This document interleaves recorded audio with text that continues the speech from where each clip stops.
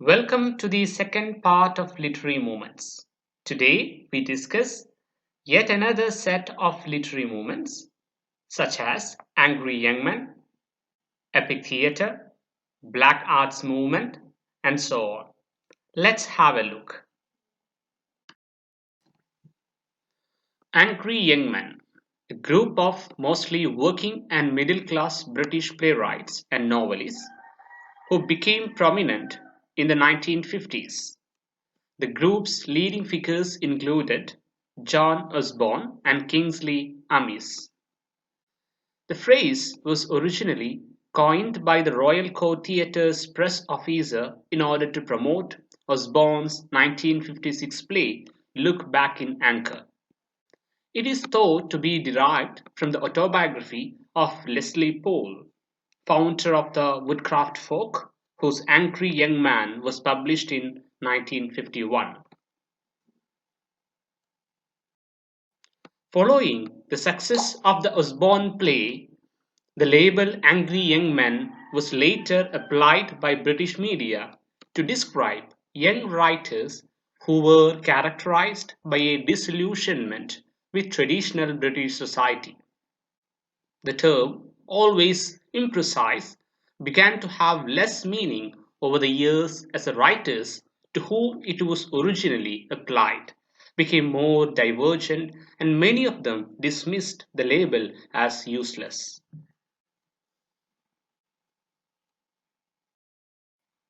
Associated writers Kingsley Amis, John Osborne, Edward Bond, John Brain, Michael Hastings, Thomas Hint. Epic theatre, a theatrical movement arising in the early to mid 20th century from the theories and practice of a number of theatre practitioners who responded to the political climate of the time through the creation of a new political theatre. Epic theatre is not meant to refer to the scale or the scope of the work, but rather to the form that it takes. Epic theatre emphasizes the audience's perspective and reaction to the piece through a variety of techniques that deliberately cause them to individually engage in a different way. The purpose of epic theatre is not to encourage an audience to suspend their disbelief, but rather to force them to see their world as it is. Famous practitioners Erwin Piscator, Mayakovsky, Meyerhold, Bertolt Brecht. The term epic theatre was coined by Erwin Piscator. Piscator aimed to encourage playwrights to address issues related to contemporary existence. This new subject matter would then be staged by means of documentary effects, audience interaction, and strategies to cultivate an objective response. While not invented by Brecht, the Wolfram-Dunst effect, known in English as the estrangement effect or the alienation effect, was made popular by Brecht and is one of the most significant characteristics of epic theatre. Some of the ways the estrangement effect can be achieved is by having actors play multiple characters, rearrange the set in full view of the audience, and break the fourth wall by speaking to the audience. The fourth wall is a performance convention in which an invisible, imagined wall separates actors from the audience. While the audience can see through this wall, the convention assumes the actors act as if they cannot.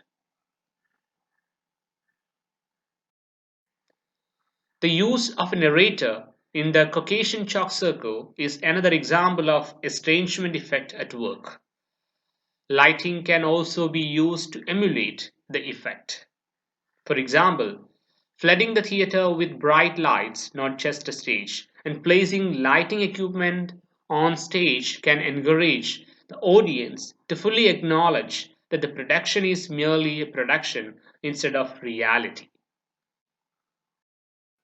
Historicization is also employed in order to draw connections from a historical event to a similar current event. Panic movement. A collective formed by Fernando Arrabal, Alejandro Jodorowsky, and Roland Topper in Paris in 1962.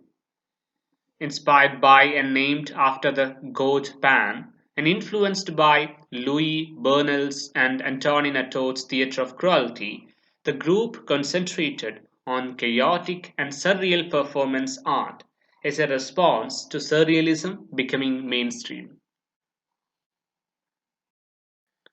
The movement's violent theatrical events were designed to be shocking and to release destructive energies in search of peace and beauty.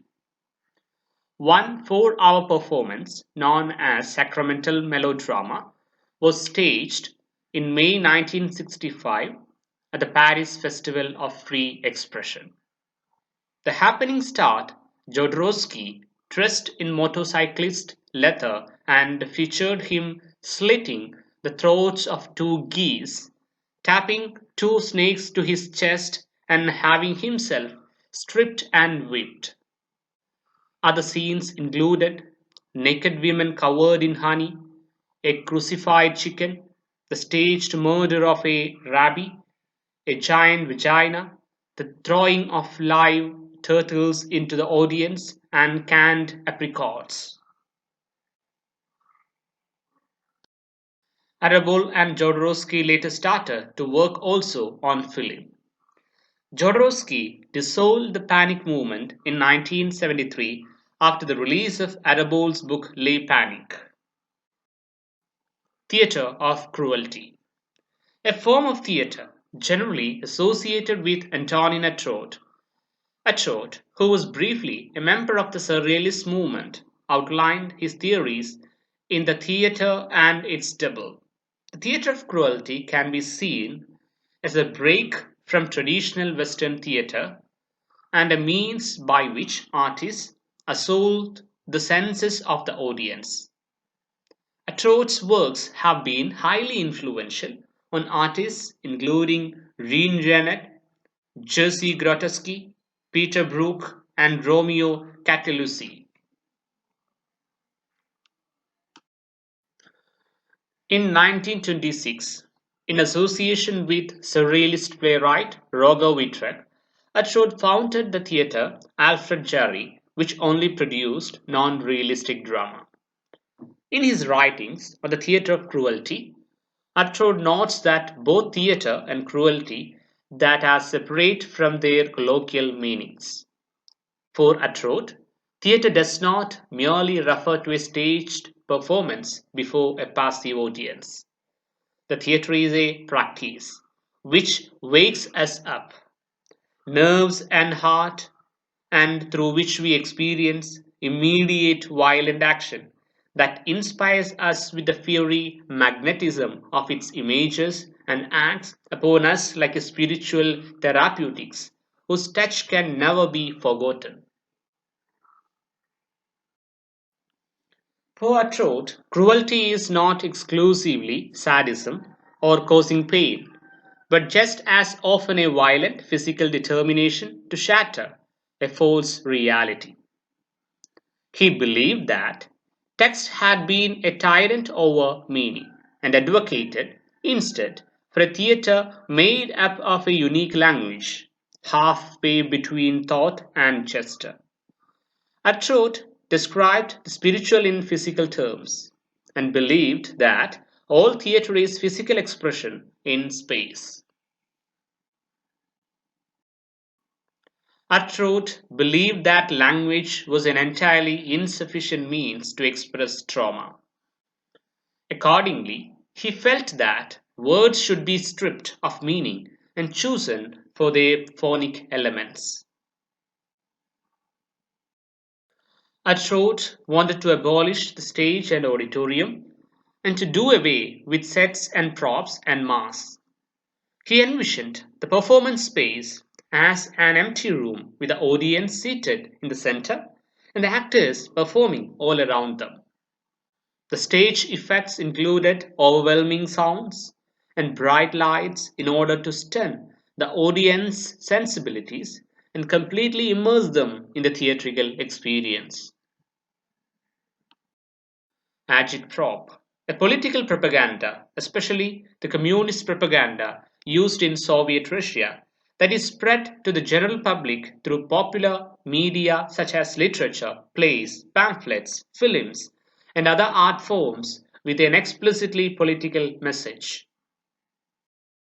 The term originated in Soviet Russia as a shortened name for the Department for Agitation and Propaganda, which was part of the central and regional committees of the Communist Party of the Soviet Union. Typically, Russian agitprop explained the ideology and policies of the Communist Party and attempted to persuade the general public to support and join the party and share its ideals.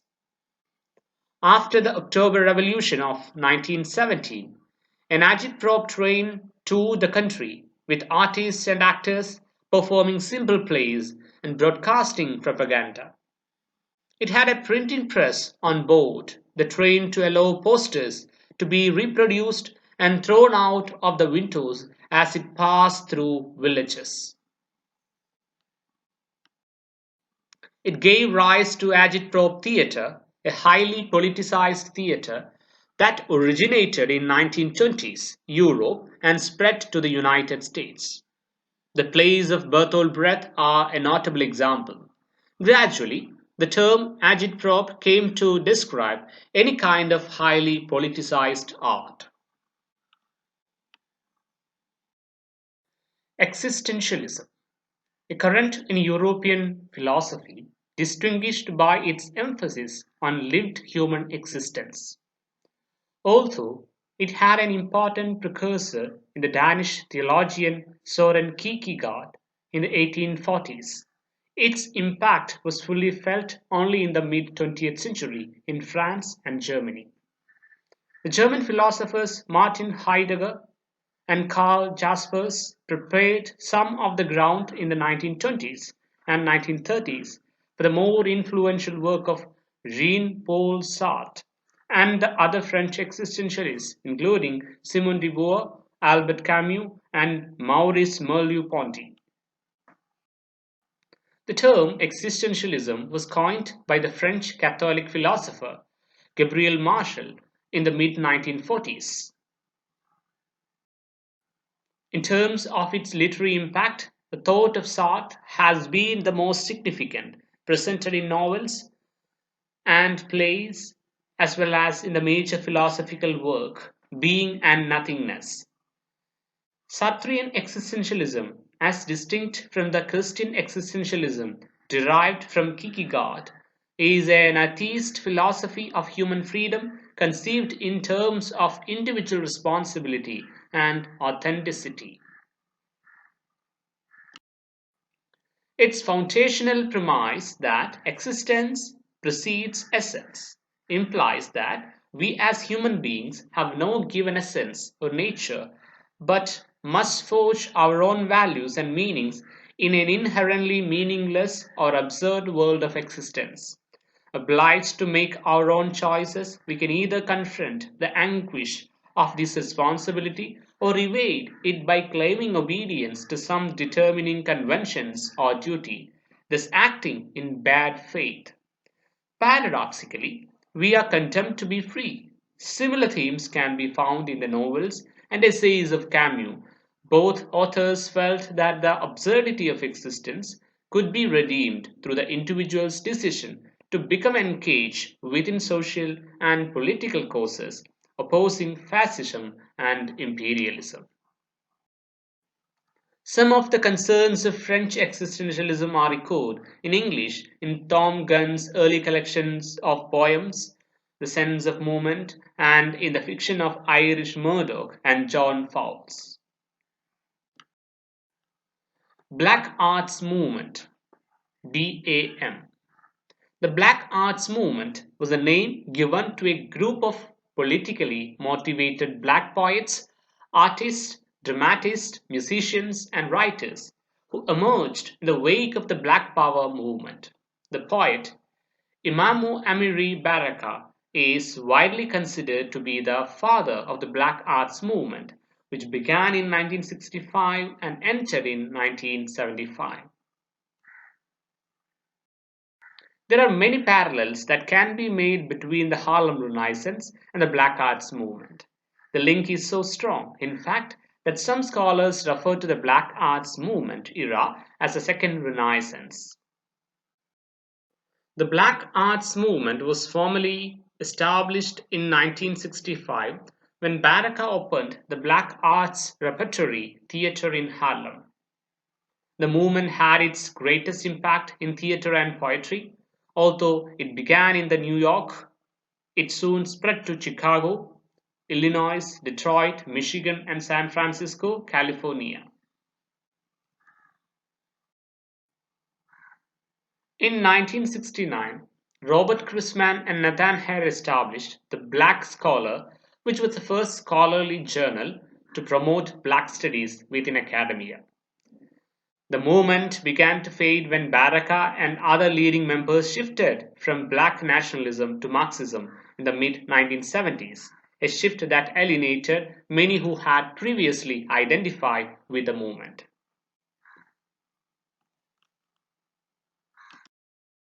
The Southern Agrarians were a group of 12 American writers, poets, essayists, and novelists, all with roots in the southern United States, united to write a pro-Southern agrarian manifesto published as the essay collection I Will Take My Stand, The South and the Agrarian Tradition, published in 1930.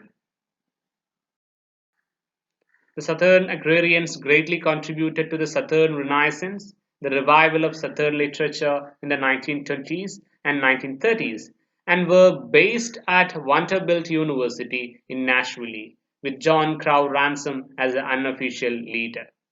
The Southern Agrarians included Robert Penn Warren, Donald Davidson, John Gould Fletcher, Henry Blue Klein, John Crow Ransom, Allen Tate, Stark Young. The Apocalypse Poets, or New Apocalyptics, a network of British writers centered around the largely forgotten apocalypse poetry movement. Apocalypse poetry, inspired by the notion of surrealism stripped of its automatism, was a reaction to the poetic dominance of the modern generation during the 1930s. Aesthetically, apocalypticism dealt in nightmarish images, engaged with mythology, and meditated on war. Politically, it tended towards anarchism. Poets Henry Trees and J. F. Henry became acquainted with one another while contributing to the literary magazine Seven. They developed an apocalyptic manifesto in 1938 in collaboration with Dorian Cook. The following year, Trees and Henry edited an anthology of poetry entitled The New Apocalypse, published in 1939. They later anthologized two more collections of apocalyptic poetry, The White Horseman, published in 1941, and The Crown and the Sickle, published in 1943. Others closely associated were the Scottish poets G. S. Fraser and Norman MacLeish.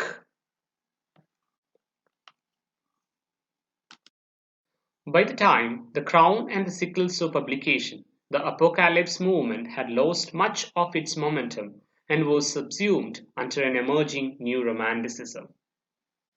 Thank you for watching this video. If you like the video, please share and subscribe.